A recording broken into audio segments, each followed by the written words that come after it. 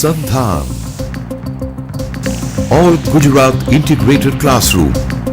સેટેલાઇટના માધ્યમથી જોડતી કડી એટલે સંધાન. Hello friends, welcome to this lecture on a very important topic of English grammar, active and passive voice. I know that we are all familiar with the terms active and passive voice. We have perhaps dealt with active and passive voice in our school days also. So here, in the present context, we will be dealing with active and passive voice with a slightly different view. We will be taking active and passive voice from the viewpoint of enriching our language. In these modern times, friends, of media, journalism, event management and brochure writing, content writing, you have the internet, you have websites for everything. For such things, you need to know your language very well in order to become a good communicator. Now, active and passive voice, what does it do for us? Active and passive voice helps us in conveying, or rather in communicating our thoughts, our opinions, our ideas in a much better way.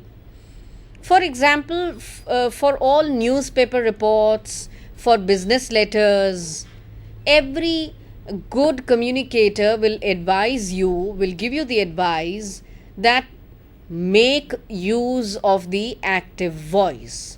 Particularly, editors of newspapers, editors of magazines are very clear in their choice of the active voice. What is the reason for this?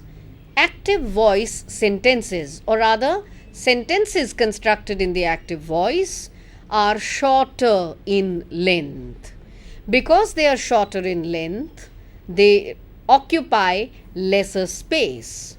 Now, in a newspaper, we all know that space is very limited. Because the space is limited, we have to use sentences which do not take too much of length, too much of space in your newspaper. So, keeping this in mind, active voice becomes extremely important for you and I when we are writing articles in the newspaper, when we are writing articles in magazines, when we are writing business letters, business reports, etc. In that case, therefore, friends, you might like to ask me a question that if active voice is so important and passive voice is not important, then in that case, why use the passive voice at all? But that is not the actual reason, that is not the actual scene. There are lots of times, there are lots of situations, friends, when we have to use the passive voice. For example, when we are declaring something, when we are announcing some result, when we are trying to hold some suspense, when we are trying to announce something huge, big, major, we immediately go back to the passive voice. So therefore, both active and passive voice have their own extreme importance in our spoken language, in our conversational English. Let us see what is the importance. Please come to the screen, active and passive voice. We'll first try and see what is the definition or what is the meaning of active and passive voice. Look at your screens, friends.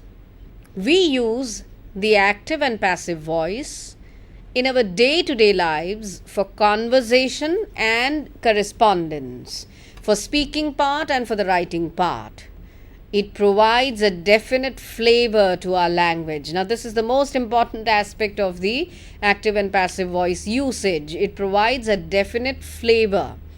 Any paragraph or any newspaper report which does not give enough importance to the active and passive voice robs it of the real nice and good flavor. It just slithers away, unfortunately. Okay. This is important. Active voice is particularly used in newspaper reports. Please make a note of this, friends. Articles, magazines, business correspondence, and also essays, compositions, etc. In fact, I will give you an advice, my young friends. When you are writing your answers in the exam, your answers related to your compulsory English text or any other text for that matter, any other subject for that matter, always prefer the usage of the active voice to write down your answers. That way, you will be giving better reading material to your professor who's checking it, as well as you will be saving time and space. You will be really doing a good service to yourself and to the concerned teacher who is checking your answers. So active voice should be particularly used not only in all these things, but in the essays and compositions, paragraphs that you are writing in for your exams, also for the various answers that you are writing for your exams. On your screen, towards the last part of the slide, you will see an example. What is this example? A speech was given by the Prime Minister. Look at the example again clearly. A speech was given by the Prime Minister. This sentence was in the passive voice. When the same has to be shortened, we use the active voice. For example, the Prime Minister gave a speech. Okay, the Prime Minister gave a speech. I'll go back to the previous slide. Friends, look at your slide, look at the screens carefully. A speech was given by the Prime Minister. Please try and find out in this particular sentence where is the subject. The subject is the Prime Minister. Vyakti, subject itle karta. Alright, he is the Prime Minister. Now, if you look carefully at this sentence, a speech was given by the Prime Minister. That means we are trying to show what was being done by the subject. We are not showing what did the subject do, what was being done by the subject. That is the passive voice. That means in a passive voice construction, we use the subject towards the end. Now look at on your screens at the active voice. The Prime Minister gave a speech. Prime Minister is the subject once again. We are beginning the sentence with the Prime Minister. What does this mean? That we in an active voice sentence, we begin our sentences with the subject. The person, what is the subject or who is the subject? The subject is that person who does the action, who performs the action. I hope I am making myself a little clear. Let us come to the next slide. Let us now see the varied uses of active and passive voice and their forms. We are going to take the forms also, we are going to take the uses also. Let's come to the first point. Let's come to the form. We form passive verbs with different tenses of be, B-E-B. How many forms of be do we have, friends, quickly? I have already given the example is, was, is being, have been. Now please pay attention to the structure on your screens. Different tenses of be plus past participle. I hope I'm making myself clear. Different tenses of be plus past participle. This is the form. And what do we form with this kind of structure? We form the passive verbs. Shall we take a few examples to illustrate our point that we are trying to make? Okay. Let us come to the present simple. We will come to the simple present tense. On your screens, is the structure. Please look at the structure. If you're sitting with your pen and paper, my advice will be, friends, please take down this structure. What is the structure of the passive voice in the simple present tense? Am, are, or is plus past participle. I'll repeat, am or are or is plus past participle. For example, the house is locked every evening. Alright, I repeat, the house is locked every evening. Can you see that? The house is plus past participle locked every evening. So the example is just on the structure. Now point B, let us come to the next structure, present continuous. That means we have to use an ing form. What is the structure here? Am or are or is plus being plus past participle. So the structure, mind you friends, becomes a little longer here. We'll repeat again. Am or are or is plus being plus past participle. For example, the garden is being decorated for the party. I'll repeat. The garden is being decorated for the party. Alright. Is this getting clear? The structure and the example are in pure synchronizations. So let's move forward. We'll come to the point C and we will come to the structure of the past simple, or we also call it the simple past. What is the structure? It is a very simple structure. Was or were plus past participle. I'll repeat again. Was or were plus past participle. Look at the example.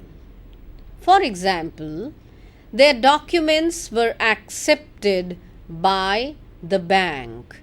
Their documents were, the structure, accepted past participle by the bank. Let us come to point D, past continuous.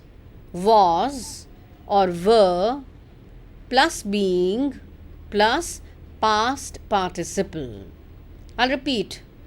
Was or were plus being plus past participle. For example, she was being felicitated last month. Felicitated, what is the meaning? She was being honored. She was being given a gift or a prize. She was being felicitated last month. Now, friends, these are all sentences, these are all examples in the passive voice. And are you noticing that in all these sentences, the subject of the sentence comes last? For example, in point C on your screens, look at the example. What is the example? Their documents were accepted by the bank. Who is the subject in this sentence? Bank is the subject, and bank as a subject comes last. Again, look at the last example on your screen. She was being felicitated last month. Okay, she was being felicitated last month. Right? Once again, who is the subject? There is no subject in this sentence, is it? There is. The only difference is that I have not indicated that subject to you in the sentence itself. She was being felicitated last month by the principal, or by the society members, or by the institute, or by the government. So the subject is hidden in this sentence, but the subject is definitely there. So let us not get confused in there being no subject in this sentence. All right. Okay, let's go ahead. Let's come to E, present perfect. What is the structure on your screen for present perfect? It's very simple. Please see. Have or has plus been plus past participle. I repeat, have or has plus been plus past participle. Let us take a look at the example. They have been selected for the project. They have been selected for the project. So there is have been, that is have been, plus past participle selected for the project. Once again, I have not indicated the subject directly in this sentence, friends, but that doesn't mean there is no subject. Who has selected them for the project? That answer itself will give you a clue to the subject. Then let us come to point F, that is past perfect. Look at the structure. Had plus been plus past participle. Okay, let's come to the structure. Had plus been plus past participle. For example, I thought that you had been told about the new schedule. I'll repeat. I thought that you had been told about the new schedule. So once again, had gets fulfilled, been gets fulfilled, and past participle is told about. Okay. So these are the various forms, various ways in formation of the passive verbs. That means formation of sentences in the passive voice. I hope, friends, this is becoming a little clear. Shall we go ahead? Let us come to point number 2. This is an important point. The object in an active voice sentence becomes the subject in a passive voice sentence. Do not get confused, my friends. Look at it carefully. It is self-explanatory. The object in an active voice sentence becomes the subject in a passive voice sentence. For example, let us see. What is the active voice? Someone opens the showroom every morning. Where is the object in this sentence? Please tell me. Well, yes, I know you are correct. The showroom is the object. And where is the subject in this active voice sentence? Someone is the subject. Okay. Now let us read the passive voice. The showroom is opened every morning by someone. So now can you see on your screens, friends, the object in an active voice sentence becomes the subject in a passive voice sentence. And I guess it is becoming very clear. Look at the passive voice again. The showroom. The showroom becomes the subject. But what was it in the active voice? It was the object. The showroom is opened every morning by someone. So this point is extremely important, because what is happening here, that the subject and the object are simply exchanging their positions. What was the subject first becomes the subject, becomes the object in the other voice. What was the object in one voice becomes the subject in another voice. So that is all that we have to pay attention to. Okay. All right. Let us take a few more examples. Look at the active voice construction.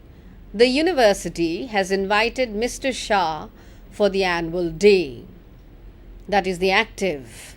What is the passive voice construction? Mr. Shah has been invited by the university for the annual day.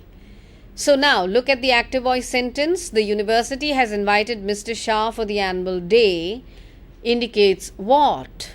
It simply indicates that Mr. Shah is the, annual day is the object. Whereas in the passive voice construction, the opposite happens. Mr. Shah has been invited by the university for the annual day. So, this exchange of the subject and object keeps on happening between the active and the passive voice forever. Alright, so if this point is becoming a little clear, we'll come to the third point. The third point is important. Let us be a little more careful. What does it say on your screens?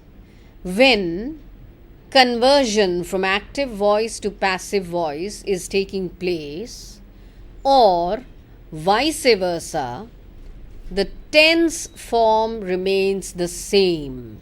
So when we are converting an active voice statement into a passive voice sentence, you cannot change the tense.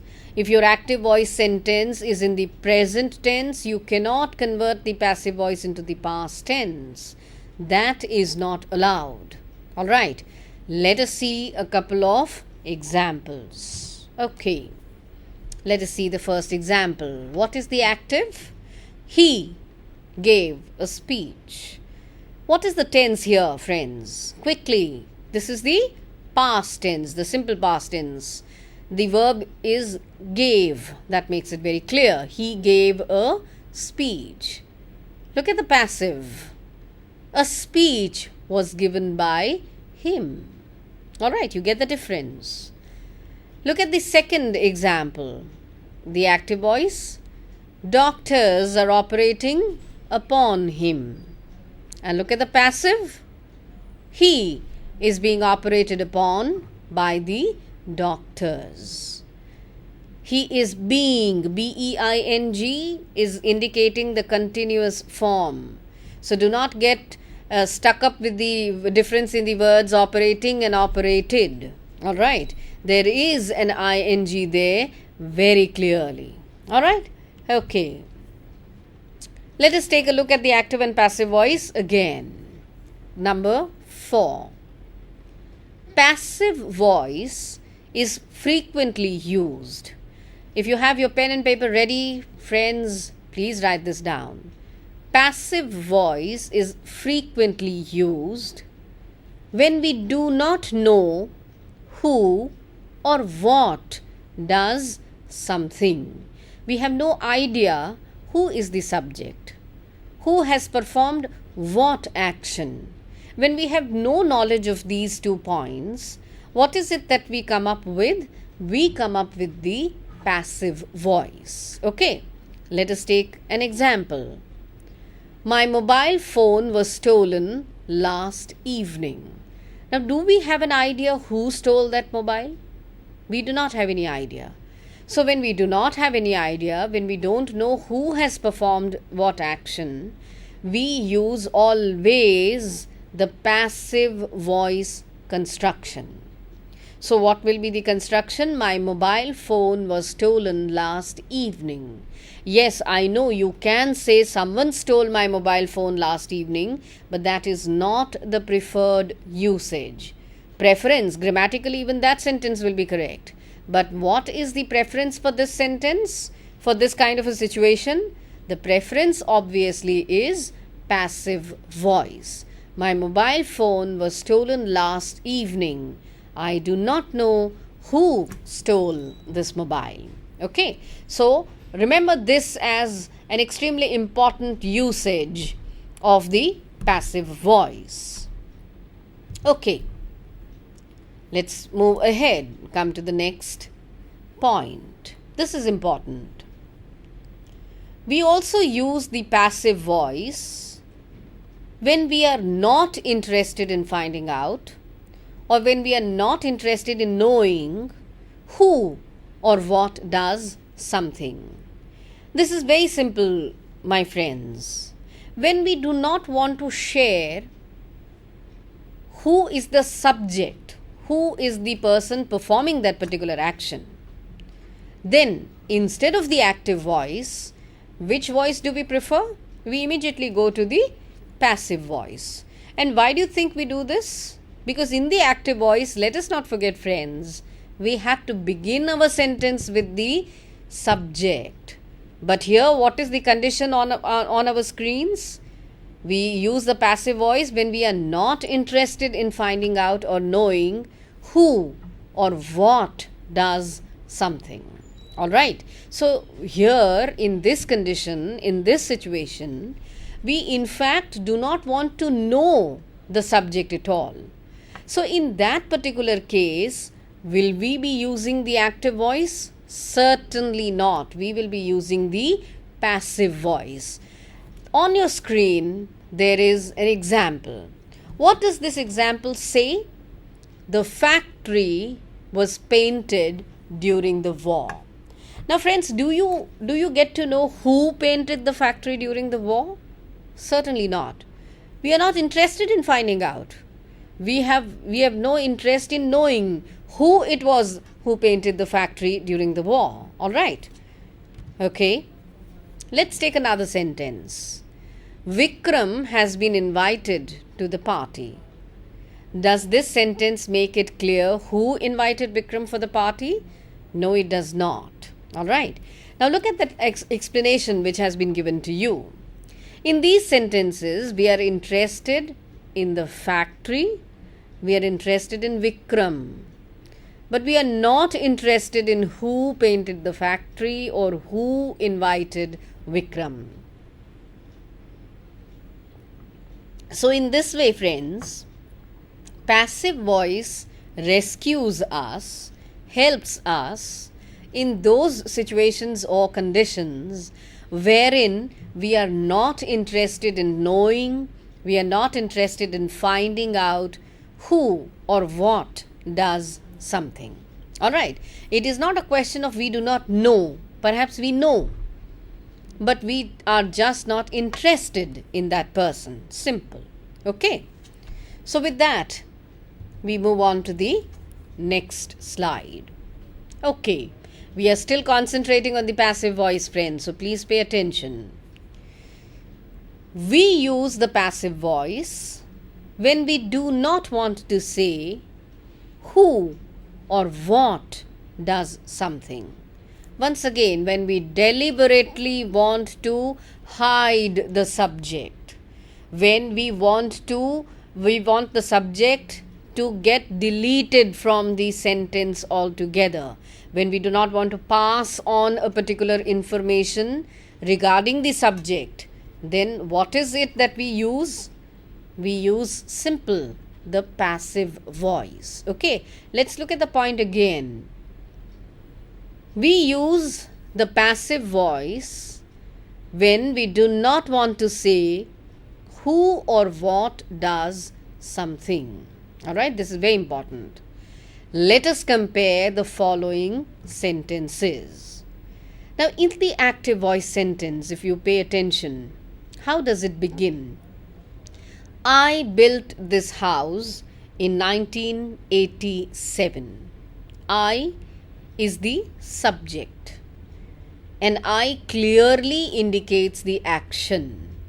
Okay.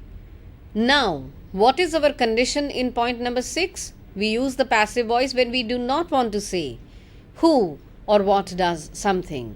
So then have a look at the passive voice. This house was built in 1987. Alright? This house was built in 1987. Now this sentence, does it clarify who built the house? Certainly not. Does it clarify where is the subject in the sentence? Once again, the answer is in the negative. So this is another extremely significant, very important use of the passive voice. Let us go ahead. Okay. This is interesting. Many verbs like give can have two objects. For example, someone gave the child a chocolate. Now this sentence is in the active voice. Someone gave the child a chocolate. In this sentence, we can make two different passive voice sentences. Alright, let us see how. Please remember the active voice sentence. Someone gave the child a chocolate. Okay. Passive A. The child was given a chocolate. Passive B. a chocolate was given to the child. So these are two, what shall I say, possibilities of the passive voice construction. All right. I'll go back to the active voice sentence. Someone gave the child a chocolate. There are two possible passive voice constructions. The child was given a chocolate. A chocolate was given to the child. Normally, now look at the note there, that's very important. Normally, sentences in the passive voice begin with the person. All right. Other verbs that can have two objects are send, offer, show, pay, teach, promise, and tell. I'll repeat that list, friends. Other verbs that can have two objects are send, offer, show, pay, teach, promise, and tell. Okay. We now come to the 8th point in our discussion of active and passive voice. Now, this is perhaps a little confusing, so kindly pay your attention onto the screen. We sometimes use the subject of an active sentence as the agent in a passive sentence. Okay, I'm repeating. We sometimes use the subject of an active sentence as the agent in a passive sentence. When this happens, we use by. What is by? Friends, by is a preposition. All right. When this happens, we use by to introduce the agent in the passive voice. That means we have to use the agent plus by. Okay. Let us see a few examples. Perhaps that will clarify our topic. Okay. Let us come to the first example. Active. Alexander Bell invented the telephone. What is the passive? The telephone was invented by Alexander Bell. So, did we use the agent plus by? Second example, active voice. The noisy children disturbed Hitesh. Alright, the noisy children disturbed Hitesh. What will be the passive? Hitesh was disturbed by the noisy children. Now look at the note there. We only use by plus agent when it is important to say who or what is responsible for something. So, friends, did you notice that for both conditions, opposite conditions, we are using the passive voice construction? When the condition was that we were not interested in telling the listener about the subject, when we were not interested in finding out who was the subject or what was he doing, again we use the passive voice. But when we are very interested in making it clear that this is the subject of our sentence, again we are using the passive voice. And what is the structure that we are using there? We are using the structure by plus agent. So this is becoming very interesting now, friends. Okay, so we only use by plus agent when it is important to say who or what is responsible for something. Let us go back to the sentence there. Alexander Bell invented the telephone. But look at the passive structure. The telephone was invented by Alexander Graham Bell. When you really want to announce it to the world that this gentleman was responsible for the invention of the telephone, then that is the time when you will be using the passive voice. Similarly, noisy children disturbed Hitesh. Hitesh was disturbed by the noisy children. We want to specify, we want to underline that this is the reason why Hitesh was getting disturbed. By whom? By the noisy children. Okay. Alright. In our discussion of the active and passive voice, we now come to the 9th point. Okay. What does the point say? When we talk about what other people say, believe, think, consider, etc., we can use two possible passive forms. Alright, what are the verbs that we are using here? Please be a little careful. When we talk about what other people say, believe, think, consider, etc., we can use two possible passive forms. For example, let us take a look at the active voice sentence. People say that Nadeem is a good actor. Alright, this is the active voice. People say that Nadeem is a good actor. Now, let us see what will be the passive formation. And as we have noted in the point above, we have two possible passive forms. Okay. Passive A. What is the structure there? It plus passive plus that clause. Okay, I'll repeat. Structure of passive A, it plus passive plus that clause. Alright.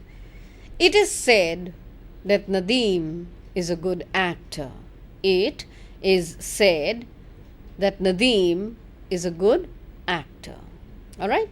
Come to passive B. Look at the structure.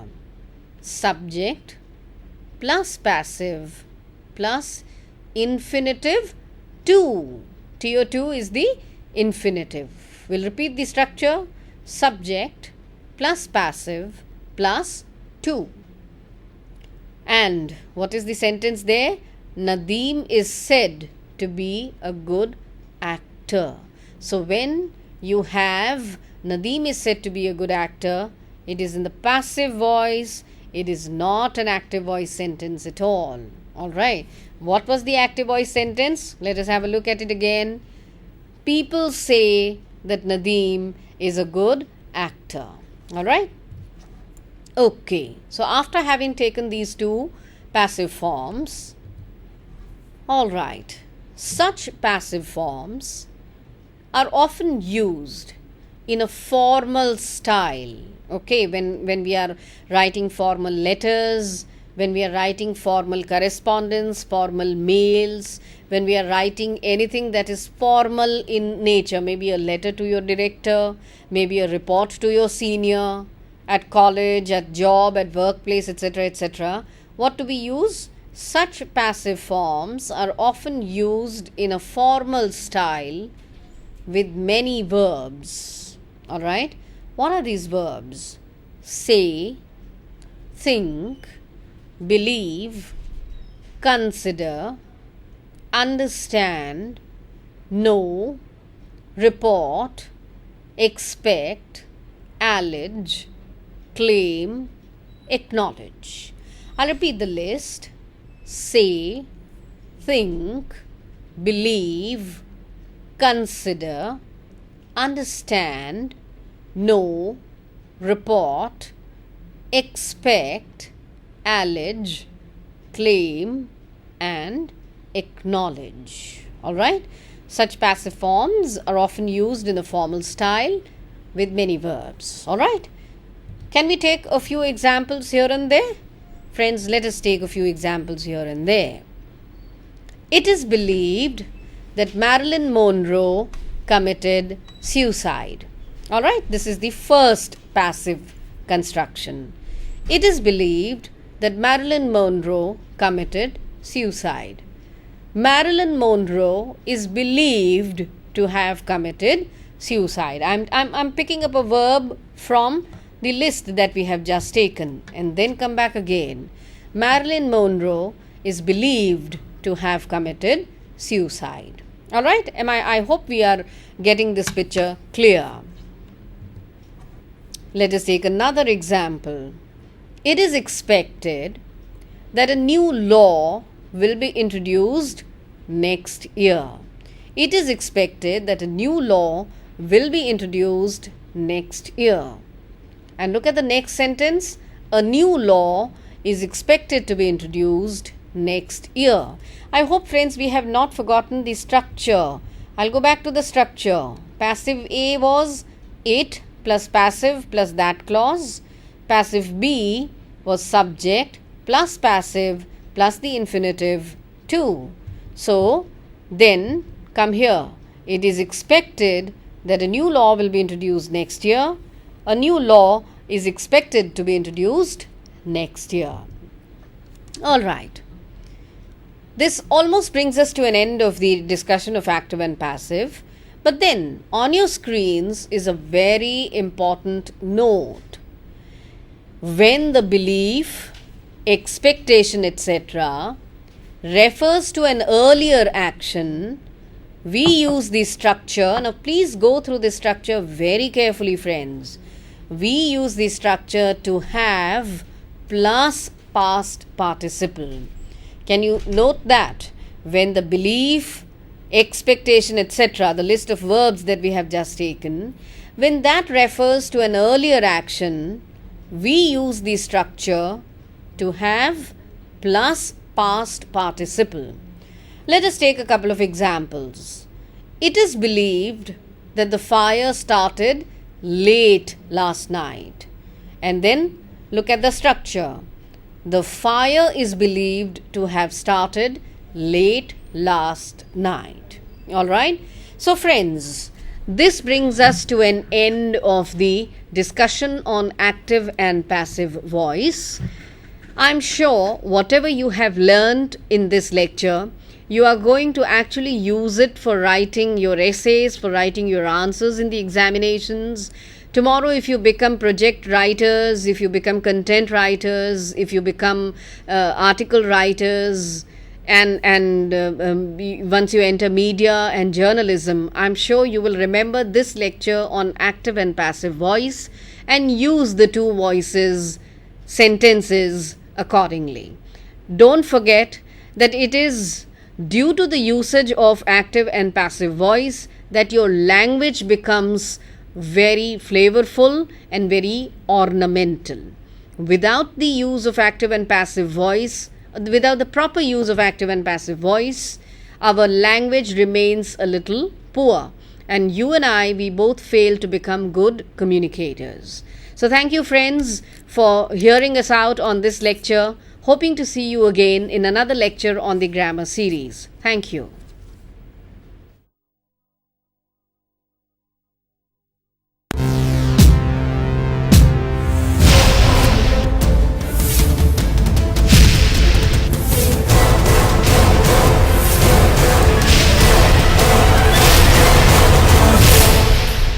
Sandhan.